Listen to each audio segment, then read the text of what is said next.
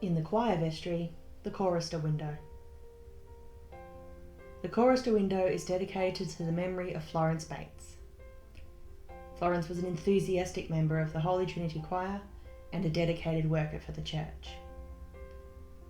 The window was installed by her husband Froude around 1982, a gift to their much-loved church to honour their much-loved wife and mother, as is reflected in the biblical reference on the window.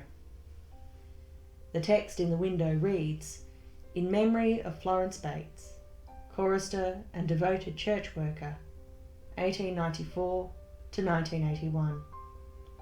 Proverbs 31, verse 10. That reference refers to this passage. A wife of noble character who can find? She is worth far more than rubies. Florence's family were well known in Williamstown, where they operated a bakery for many years. The family have continued to be members of Holy Trinity congregation to the current day. As well as her involvement in the choir, Florence taught Sunday school. Here she was well loved by the children, and this is reflected in the other window in the choir vestry, where the squares are painted in a rudimentary art glass paint. It is believed that these squares were painted by children from the Sunday school as a project to acknowledge the role Florence had played in that ministry.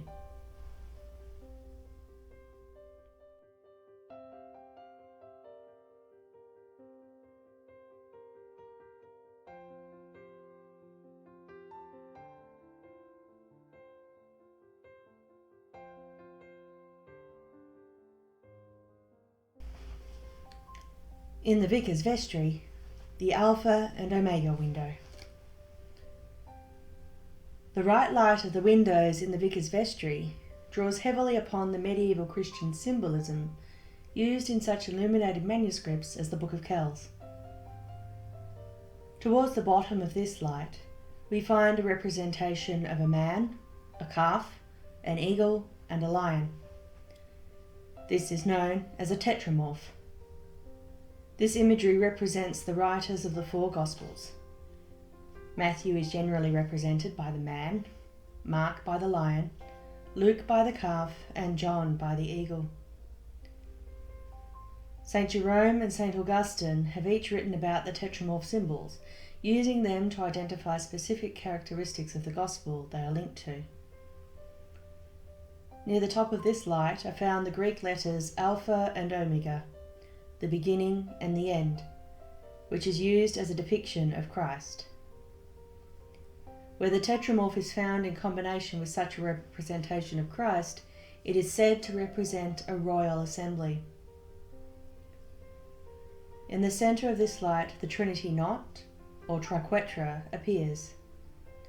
This symbol also appears in the Book of Kells, so has been used to represent the Trinity since the 9th century. This could be a reference to the name of this church, Holy Trinity. The tetramorph symbols are referred to also in Ezekiel 1:10, where the prophet describes 4 creatures in his vision. As for the likeness of their faces, they 4 had the face of a man and the face of a lion on the right side, and they 4 had the face of an ox on the left side. They 4 also had the face of an eagle. The same symbolism occurs in the book of Revelation, chapter 4. In the centre, around the throne, were 4 living creatures, and they were covered with eyes in front and back.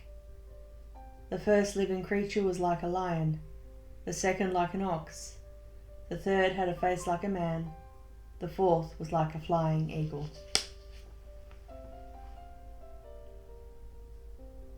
The Vicar's vestry, the creation window.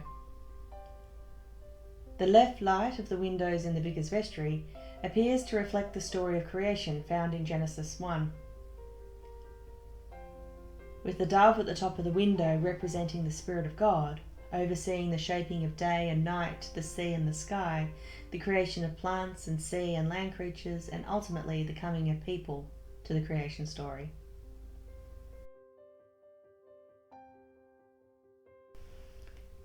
The dedication plaque for these windows reads, "To the glory of God, in loving memory of Matthew Henry Nicholas, 1886 to 1967, vestryman, chorister and beloved scoutmaster, and his wife Jane Nicholas, 1887 to 1970."